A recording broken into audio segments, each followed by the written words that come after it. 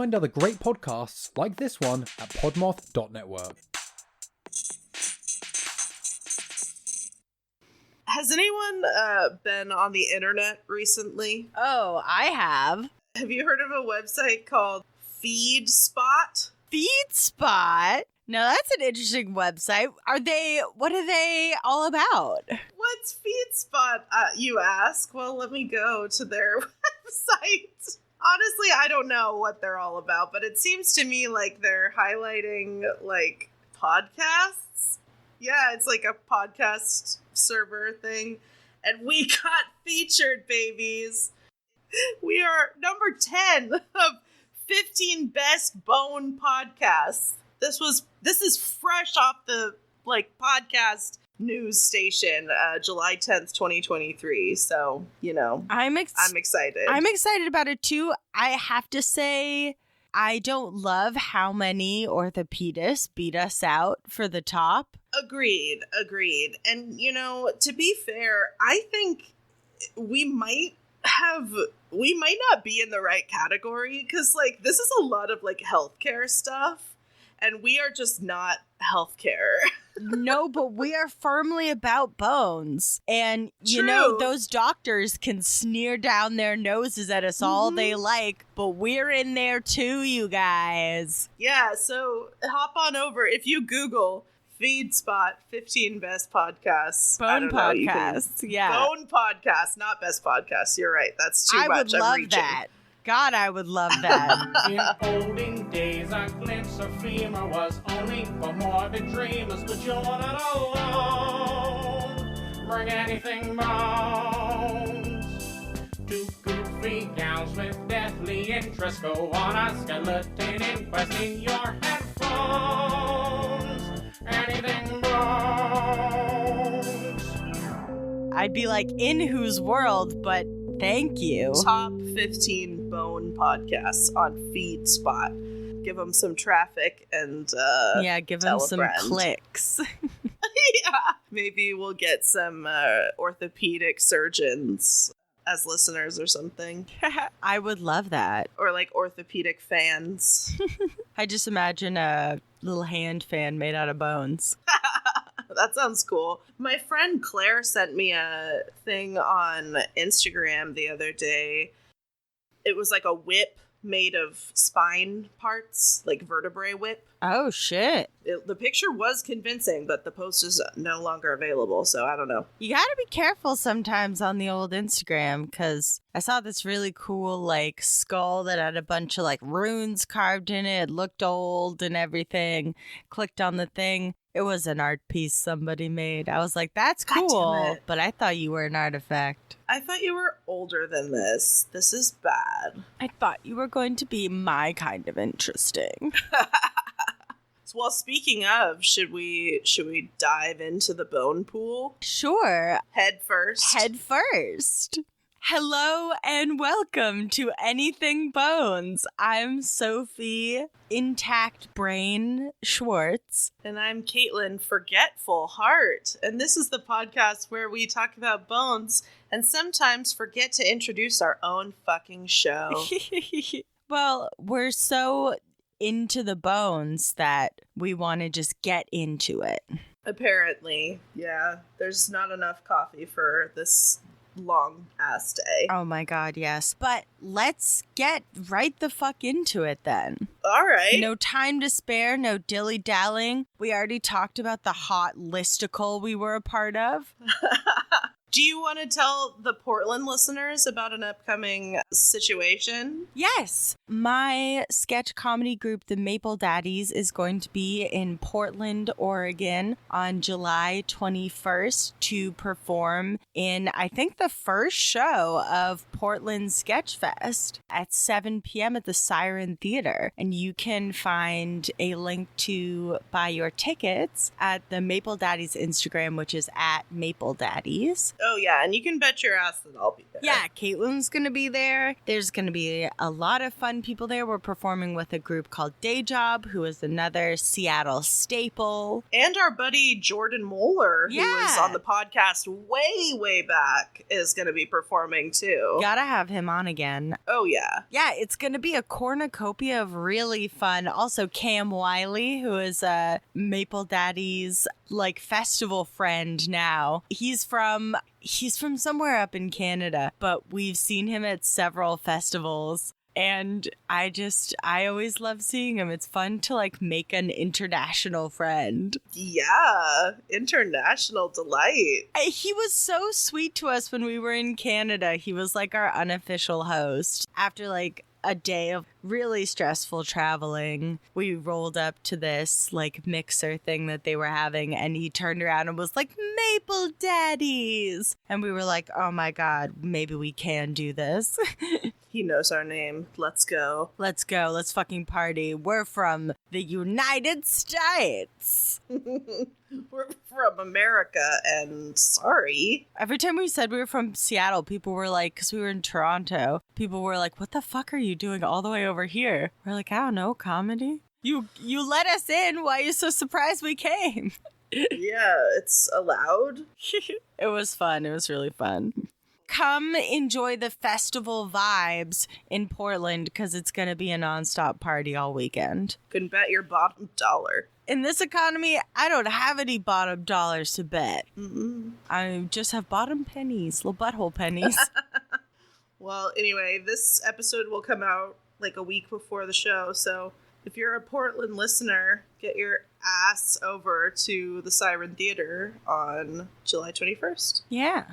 Make sure to secure your ticket, because apparently they're selling It hotcakes. probably will sell out, yeah. I have secured 2 for myself. Excellent. And your paramour? Yes. Yes. Yes. He'll sit in a throne that is smaller than my throne. Still made of bones. Still made of but not bones. femurs. But not femurs. Those are the good bones. He can have his throne made out of little phalanges. Oh, that would be weird. That would collapse, I feel. Well, serves him right, doesn't it? It's a stool. A Bone stool. Oh, that's degrading. For the court jester. I love it. I'm here for it. And you know what else I'm here for? Bones. Bones and bone crime. Bone crime. Bone Do crime. tell.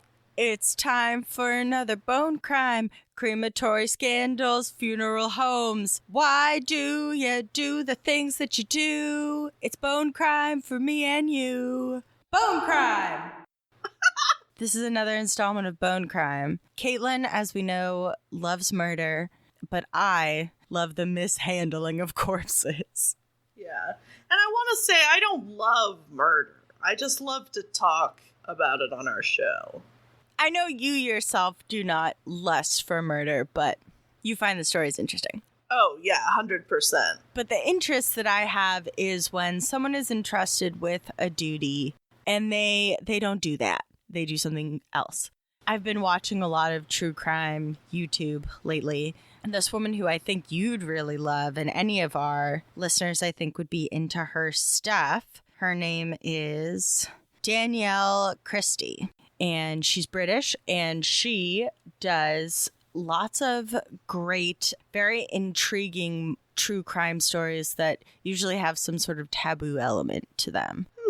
Okay. I did not get this story from her, but all of her investigating into people's private lives and the things they do behind closed doors, it's always what really tickles me about, tickles my brain is the like how does a person get pushed to do these things? And I was like, we haven't talked about lately? Freaking bone crime. I agree. It's time. Bring it back. Bring it back. So it's time once again. Let me get the sources off real quick before we dive into this truly grotesque case. Oh, let me get my hazmat suit. You need it. Ugh. So we have one from NPR, one from WPD.com, one from HOSTR.com, and that's it. I also had 3 sources this week. Nice. Clean. Yeah. So, Candace Chapman Scott is facing numerous charges related to the illegal selling of body parts. Okay. So, is this another, like, person that owns a funeral home? Or what? Candace used to work for the Arkansas Central Mortuary Services, and what she would do is she was in charge of transporting and cremating and then embalming remains that are unused from medical facilities. Okay. So, for example, one of their biggest clients was the anatomy lab at the University of Arkansas. My brain wants to say Arkansas so badly. Makes sense, because that's how it looks. Mm-hmm. So, like I said, one of their biggest clients is the University of Arkansas, and they give them the cadavers and organs and things of that nature after they're done using them for medical research and teaching. To be cremated and then either returned to the school or disposed of properly. Sure. It's all, if it's above board, it sounds like a necessary service. Yeah. One day after work, our girl Candace decides that she's going to go on Facebook. Okay. And in this day and age, nothing good comes from going on Facebook. Back when we were in 8th grade, yeah, you maybe post a status about how you were going to go out with Johnny What's-His-Name to the yogurt shop. Not anymore. It's all old people and misinformation. Hot take, hot take, hot take. True take, okay? It is, yeah. Sorry. If I didn't have so many, like, pictures on there and, like, memories on there, literally, like, because it shows you your memories all the time. Like, I like that little time. Yeah. It's a time capsule. So I'm like, I deleted my MySpace. I have to keep the Facebook because I've had it since, like, high school or middle school. For me, the Can't panty remember. was the death knell of Facebook for me because I, like, basically only used it to publicize my, like, shows and events. Right. Yeah, you would do Facebook events, and now it's like, just put it on Instagram. Just put it on Instagram. You Hope for the best. Yeah, dirty Instagram. But what you can't do on Instagram is join a group called Oddities. And it is a private Facebook group that has about 380 members. And it's a, quote, safe way to shop. In parentheses, my edit, for human body parts. No. Please don't tell me that people fell for this. I mean, it's real. Damn. And she got on there, good old Candace, and she contacted a man named Jeremy Lee Pauley over this Facebook group in October of 2021. Whoa, that's really recent. Yes. I expected this to be like early 2000s, mid 2000s. Nope. They're doing this now. Damn it. This is happening. This is happening on Facebook now. This is what we've been missing, basically. I told you, this is what's happening on Facebook now. Misinformation. Yeah. Anyway, so this is the message that she sent to Jeremy Dearest. Oh, God. Quote, I follow your page and work and love it. I'm a mortician and work at Trade Service Mortuary, so we are contracted through the medical hospital here in Little Rock to cremate their cadavers when medical students are done with them before they discard them in the cremation garden. Just out of curiosity, would you know anyone in the market for a fully intact embalmed brain? End quote. Oh my God. That is not something you want to wake up to on Facebook. No, it really isn't. And then she was like, for proof, she sent him 2 pictures of brains and 1 of a heart. Okay. Did he ask for that? I mean, probably. Okay. Yeah. And the guy was like, hey, do you want $1,200 via PayPal? And she was like, that's what I want. Oh, Jesus. Yeah, and then she got him. I guess she knew who she was trying to get. Yeah, well, they were like, it's it's this group where, like, I used to be a part of, like, some of these, like, oddities groups, not on Facebook, but I follow some pages on Instagram of, like, people who do, like, bone cleaning and, like, you know, bone art and, like, you know, taxidermy and things of that sort. And, like, you always want to look for people who say ethically sourced on there. Right. Or where they say very clearly, like, where they get their stuff from. And you definitely don't want to be buying human remains on the internet. Under no circumstance buy human remains off the internet. Just don't. Yeah, and if you're on Facebook and someone is like, hey, want this? Just, like, pause. Give it a second before Shake you your say head. yes. And offer $12,000. What was it? $1,200. That's still a It's a lot. lot of money. And this deal ended up working very well because she sent him the organs that he requested through the U.S. mail I was afraid you were going to say that. all the way over to Pennsylvania. Who is checking this shit? Whose job is this? Nobody's apparently. Oh my god. Of course not. It's mail. It doesn't get opened unless it gets, like, stolen, I guess. No. And, you know, she was able to, for the next 9 months, No. keep shipping him everything from arms to lungs to livers to kidneys to breasts. What is this guy building, a Frankenstein? Jesus. I mean, it seems like it. He also purchased a penis, fetuses, skin, and various skulls. This is horrifying. In total, he paid her about $11,000 in 16 different PayPal transactions. $11,000. God, that's just so crazy. Like, you could spend $11,000 on, like, a dream vacation. You could take some time off of work and live off of that. Like, there's so much you could do with $11,000, and you want to buy dead body parts. And then on the other end, you're someone that's selling those body parts to make a profit off of these cadavers. Yeah. But they were once people who, yeah, they wanted their bodies used for science. But this They is didn't not want- science. This is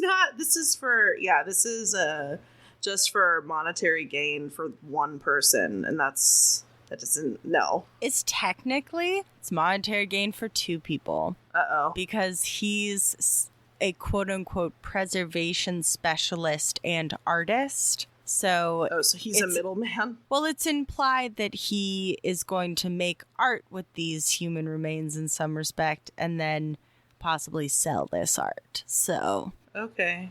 Right on. you know, allegedly, possibly. Yeah, who knows? I just want to put it out there that this woman, Candace, does not have any licensure to do what she's doing. She is not a mortician. Doesn't Her sound job like is it. to cremate cadavers and spare organs and things like that. She does not have a license to harvest organs. She does not have a license to deal in organs. She is operating way outside the law right now. Yeah, even if she was, like, on the up and up, why Facebook?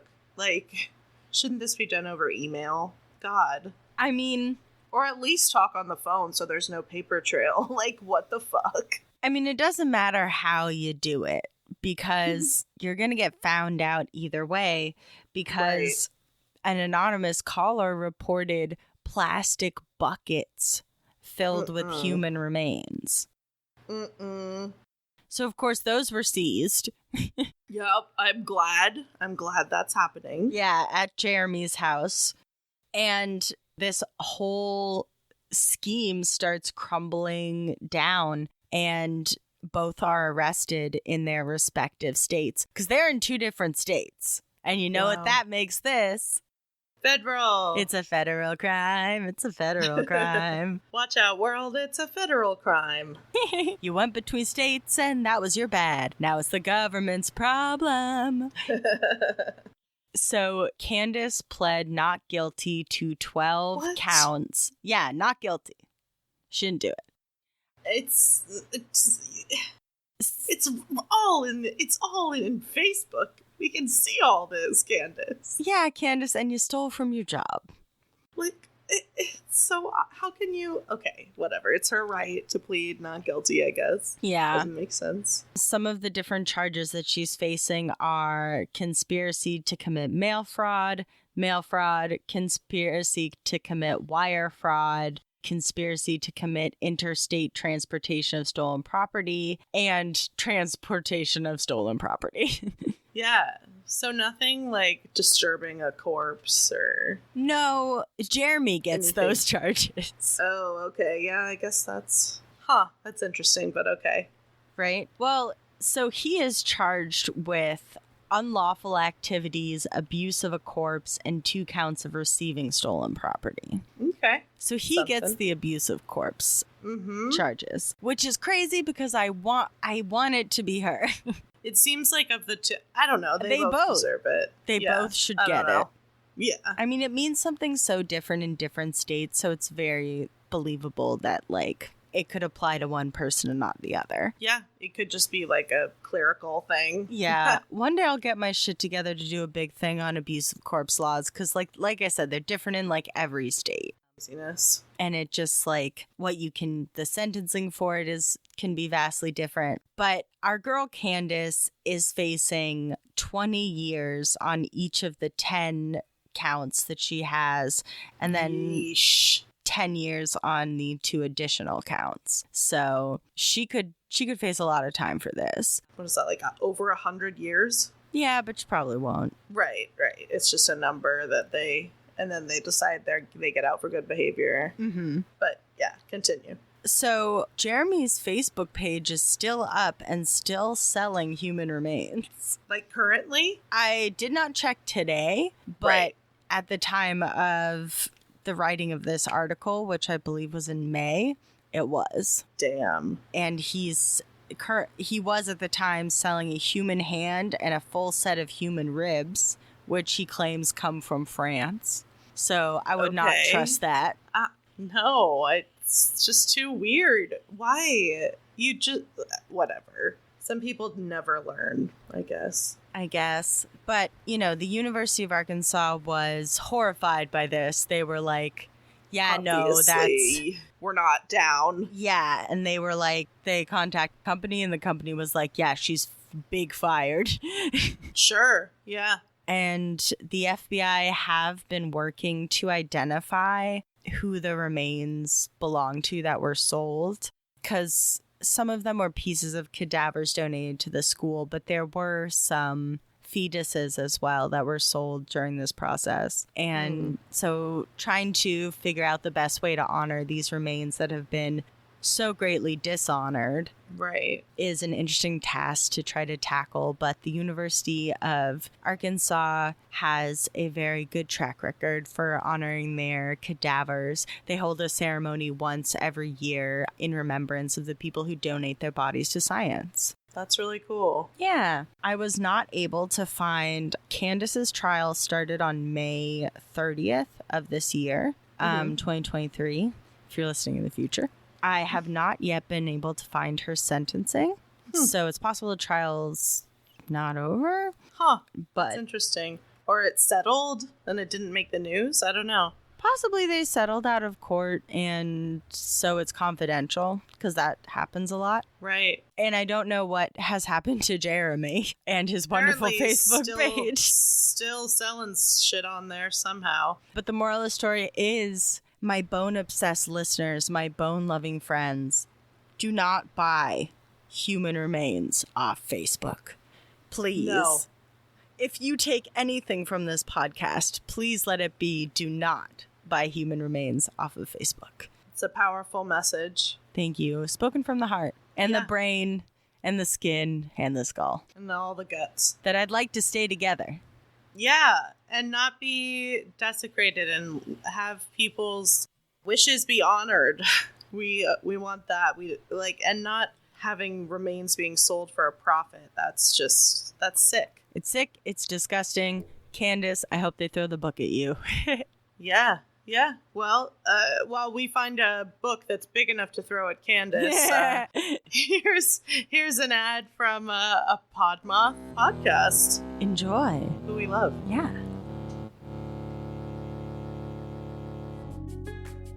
Working can be such a drag, but it's a necessary evil. What better way to combat the woes of the working world than to commiserate with your fellow man? I'm Jay, And I'm Kay. and we're the hosts of Fuck My Work Life, a comedy podcast where we share people's stories from the workplace. Whether they're funny, weird, scary, or just plain messed up, they're always entertaining and may leave you thinking you don't have it so bad after all. Available on all major podcast platforms. Give us a listen. Your sanity may just depend on it.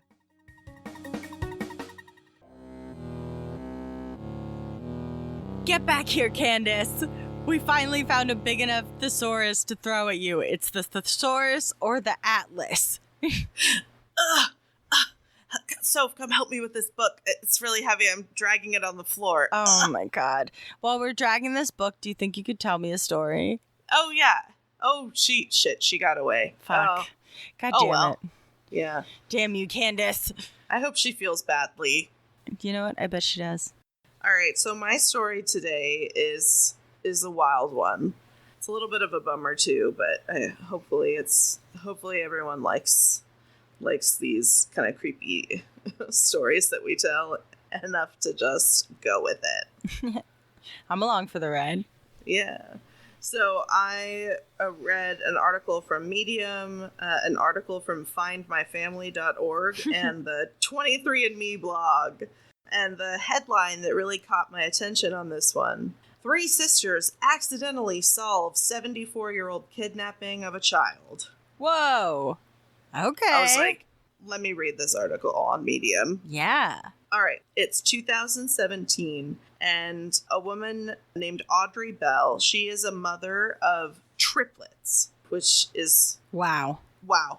I mean, I can't even imagine. that's a lot of babies. Mm-hmm.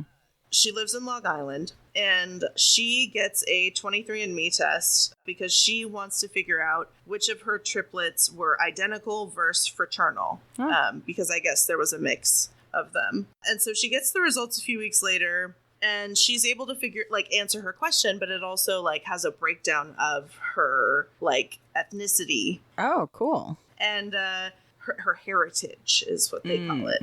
You know, obviously your heritage.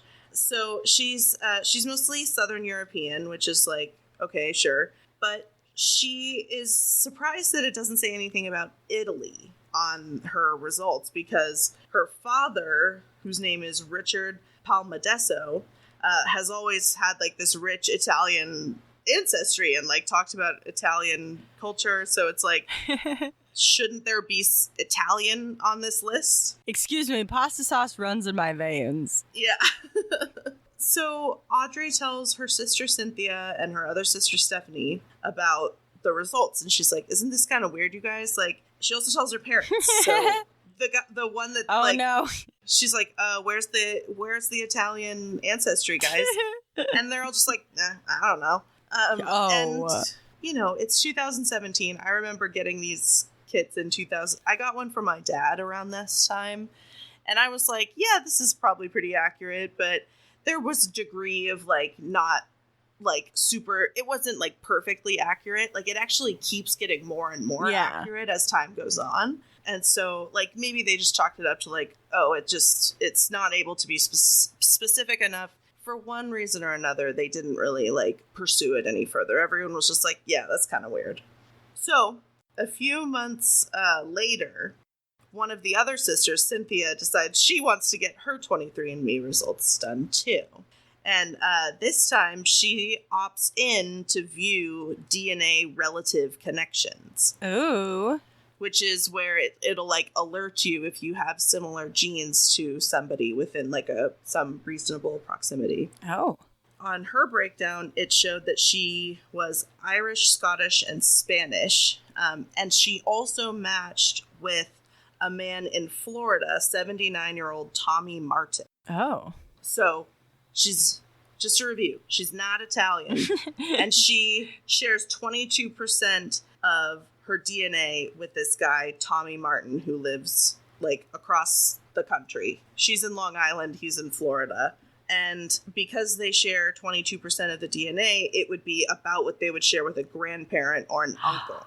Oh ho. And so Cynthia is like, tells her sister Audrey, you need to turn on this feature where you can match with DNA connections. And so she does it, and she also matches with Tommy Martin. Holy shit. So they're like, but nobody's what the fuck is Italian. this? Nobody's Italian. The father, who is supposed to have this Italian ancestry, he had recently passed away, unfortunately, when all this was kind of going down. So they weren't able to ask him any questions, and apparently they didn't have anything of his that had his DNA. And also, obviously, his parents. So the girls, the story that we're telling right now of these girls, their grandparents, Isabel and Angelo Palmadesso, they're also like long dead. So they find their father's like closest known relative, who is a cousin whose name is also Richard Palmadesso. Nice. Another Richard. Great. And he takes a DNA test, and the results are that, like, confirms 100% they are not related to the Palmadesso family, these sisters. Whoa. Yeah. So at the same time, as all of this is kind of going down, Audrey and Cynthia decide to reach out to Tom Martin on 23andMe, because they're like, hi, you are most likely related to us. Like, what's going on? And it turns out he had his DNA up on the site for a very specific reason. Oh ho.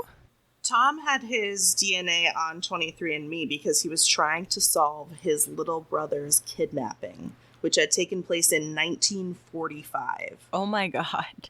Yeah.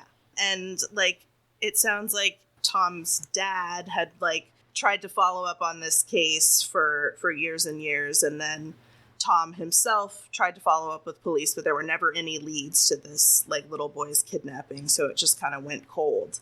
And so in kind of a last-ditch effort, when these sites were starting to pop up, Tom Martin put his DNA on there because he was hoping that long shot he could find a familial match and find out what happened to his brother. So his brother, in 1945, July 9th, Tom and his little brother Jerry, their names are literally Tom and Jerry. Aww. They are riding their bikes in the Hell's Kitchen neighborhood of New York City, and a woman approaches them, a stranger, and offers them candy, as Tom recalls.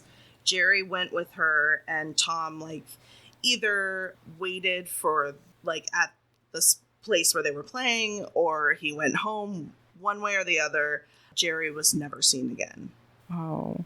But Tom was 6 years old. It was not, like, it was definitely not his fault. No. You're a 6-year-old. Yeah, and Jerry was 4.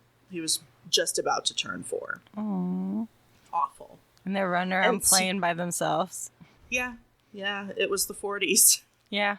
I mean, that doesn't excuse anything, but I guess that's probably why. Yeah, that makes sense. So, flash forward to, more current times. This is, 2017 going into 2018. Cynthia and Audrey are like, well, if Tom Martin is on this site looking for his brother Jerry, and could supposedly be our uncle, it stands to reason that their father, Richard Palmadesso, might actually be Jerry Martin. Oh ho. Mm-hmm. So the three sisters do, because Stephanie's involved too. There's Audrey, Cynthia, and Stephanie. They're all in this. They were all in the headline. In this together. Yes. So they start doing their research, and they find out that after the kidnapping took place, police suspected Tom and Jerry's biological mother, because I guess there was a recent divorce, and her husband, Tom and Jerry's father, had recently gotten remarried and had another baby. So maybe there was some custodial dispute there, but apparently that never went anywhere. So they just kind of dropped it. And then there weren't any other leads, like I said. So this case just kind of went cold. Oh. Until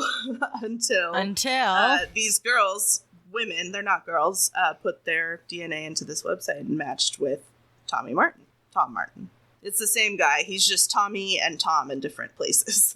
He's Tom when he's old. He's Tommy I when feel he's Tommy a young is whippersnapper. a younger man's name. It's a young man's game, Tommy. Right. All right. So 23andMe it predicts that they're Tommy's nieces, but without Jerry/Richard's DNA, it's hard to make a 100% definitive yes, this is very true. But they're pretty sure that this is Tommy's long lost brother, who unfortunately passed away before they were able to reconnect.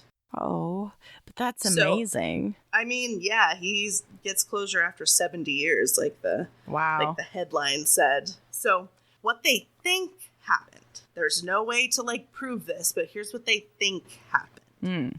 Back to 1945, and Angelo.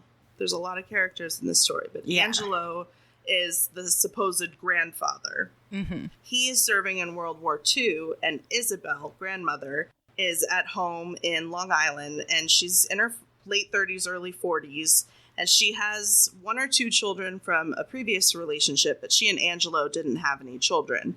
So is it possible that our sisters think, did Isabel kidnap Jerry right before Angelo was going to return from the war? Either because she had said she was pregnant, or she was pregnant and she had a miscarriage, and so he would have or maybe there was a lot of pressure to have boys still at this time, so it's possible that she felt some kind of societal pressure, or maybe she thought that having a son would fix their relationship is one theory. But the most the thing that makes the most sense, unfortunately, is that Richard/Jerry's mother was actually his kidnapper when he was 4. And she would have had to have, conditioned him to basically his new name being Richard, and that he was 2 instead of 4 to, match up with this supposed story.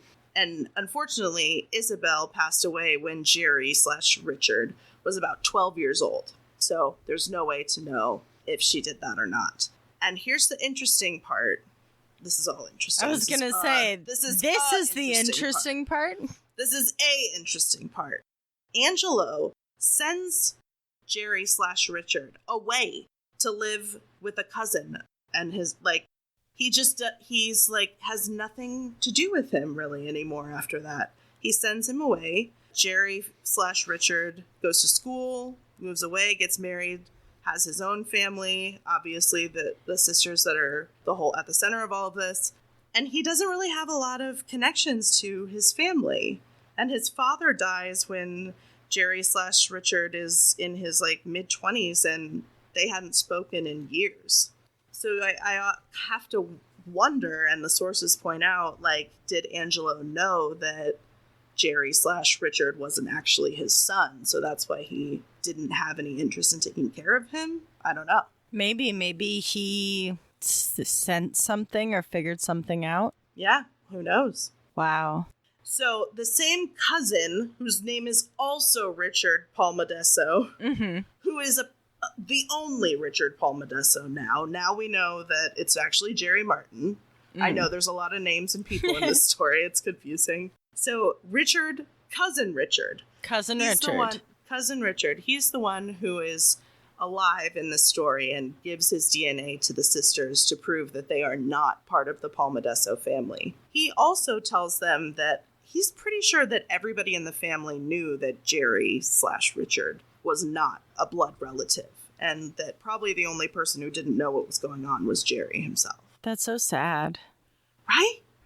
It's just really sad. How is that something that everybody knows except for the person that it's about, when it's such a big... How do you keep that from someone?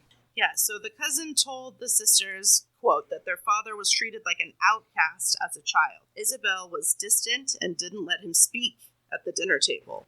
As a result, Jerry became anxious, and he carried it well into adulthood. When he finished school and moved away, none of his relatives attempted to stay in touch, including Angelo, who passed away when Jerry was 26. So it's his family just he was part of the family, but then when he started to do his own thing, he just lost touch with everybody, which is just really sad.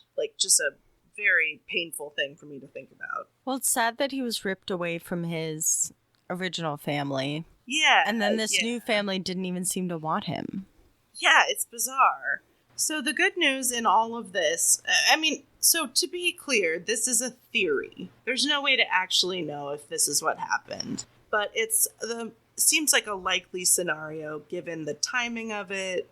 I think that it's a very plausible scenario that the sisters have come up with. And they have actually maintained a relationship with their quote-unquote Uncle Tommy and his half-sister Mary. And they visit him, like, on Thanksgiving. Aww. And they've learned that him and their dad, Jerry/Richard, have a lot of things in common. Like, not only do they look similar, but they love movies, acting, and coconut cake, and have similar personalities. There's also physical resemblance. That was a quote. Cynthia, one of the sisters, said, "Our dad was always kind, funny, and silly, always dreamed of being an actor, but never actually acted in anything. Uncle Tom is very similar. He even had some headshots from when he was younger." Aww. Yeah, isn't that sweet? That's so sweet. Yeah, even though this is coming out after their dad has passed away, they feel like it kind of helps them understand him better and feel more close to him. The same sister, Cynthia, said, quote, "Although our dad was very kind and we were close to him, there was always a disconnect with him and family. It now makes more sense why he may have been this way." Because, yeah, he didn't even know how complicated his relationship with family was. no, and like from his perspective, it's like, why do I feel like such an outcast in this family? Like, why does nobody want me to talk? Yeah. Why, like, it must have been really hard to grow up that way. And so it makes sense that you would be really, like, timid and not be able to speak or express yourself or be, form relationships of any meaning because you just had no modeling for it. It's hard. Yeah, it's extremely hard, and that does make me feel really sad to think about this kid who, had such a complicated relationship with his family. But like you were saying, discovering this long-lost uncle for these girls, it extends their family, in a way. Yeah. Yeah, it ends, like I said, this story ends on kind of a positive note. So Tommy, for his part, he does feel badly and upset that they didn't get to coexist together as adults, but he, quote, "is happy knowing that my father had a family that loved and cared for him." This is the daughter, Audrey. "He is certain that my dad is now finally back together with his real mother and father." Which I think is a nice way to think about it. And just the final, teardrop at the end of a long cry. Tom never had any children of his own, so the sisters give him a present every Father's Day to remind him that even though he lost his brother, he would always have them. Oh, yep. Here come the tears. Yep. Oofa doofa. That's Tom and Jerry Martin. Jerry/Richard, maybe, most likely. Wow. That's amazing. We've heard of these DNA sites helping to catch killers, but reuniting families is a wonderful another wonderful positive thing it can do. Yeah, could have also been very scary and traumatic to learn all this stuff. But I think that these DNA sites are really interesting. And they're just getting more and more detailed. We found out actually on my mom's side, we're way more Scottish than we are Irish, which we thought we were really Irish and we're mostly Scottish actually. Oh, that's interesting. Yeah, found out because the site updated. Yeah, the larger their data pool is, the more accurate they can be. I just didn't really see the point of putting mine in because both my parents did it, and I'm 99.9% sure they're my parents. Yeah, my brother did it, so I feel like him and I have the exact same DNA, so... Yeah, you're not going to get much more insight than that, most likely. I don't know. I don't really buy... This is going off on a tangent, but there's a lot of, blood tests you can get at home that tell you what you're allergic to and what you're sensitive to and stuff. And it's I'm sorry, but I just really think you should go to a doctor. Don't try to do this all yourself. Yeah, how very Theranos of them. Yeah, but what I was going to say is that, like, these DNA tests also, like, reveal these hidden webs of relationships that, like, nobody knew existed because they were, you know, lies kept by people who have died. And that's the ultimate way to keep a secret. Yeah, take it to your grave.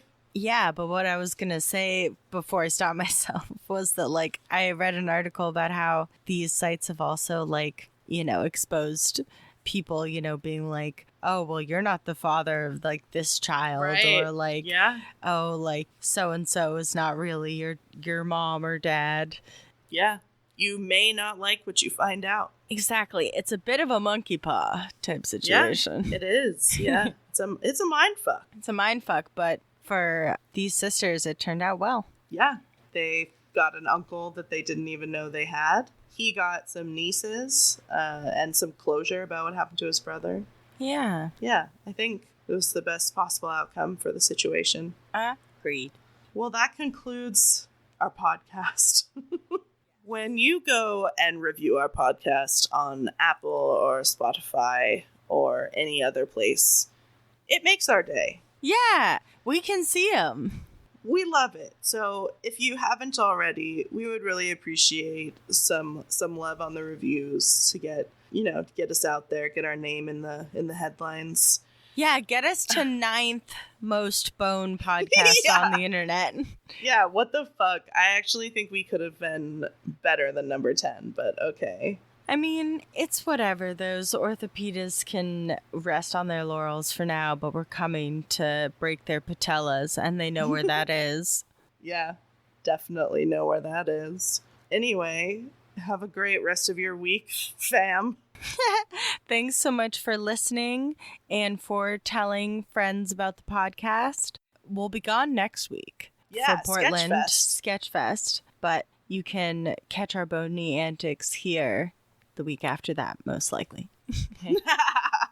Okay, there's only one thing left. Bone voyage. Wow, that was a spicy one. Ooh, I'm trying to put a little bit more sparkle on the bon voyage. Oh, okay. Cool. Bye. Bye. Thanks for listening to Anything Bones. Follow us on Instagram or Facebook at Anything Bones Podcast, or email us at anythingbonespodcast@gmail.com. Thank you to Nick Kruger for our spooky music and Stephen Vetteroff At Chubby Scrubby on Twitter, for our jazzy vocals, and thank you to Camilla Franklin at Camilla Strader on Instagram. for our beautiful bony artwork. Please rate, review, and subscribe.